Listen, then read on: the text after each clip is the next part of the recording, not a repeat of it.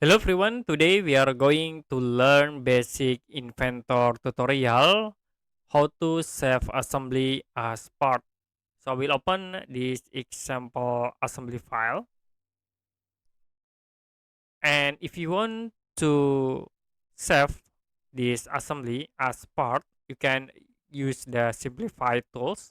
You can click in drop down menu and then choose create simplified part to be sure for the dialog box, and you can set the name here. We use the default assembly 1, and then you can set for the file location in this point.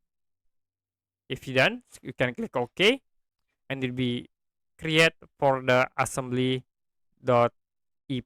or part.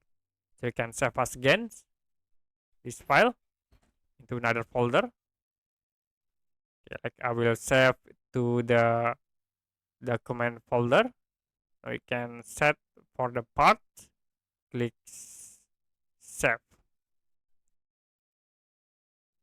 So you can close again and then close, and you can see we have this assembly part. You can click open and then move to the documents.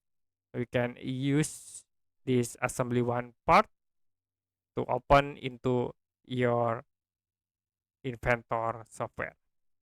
So that's it for basic Inventor 2027, how to save assembly as part.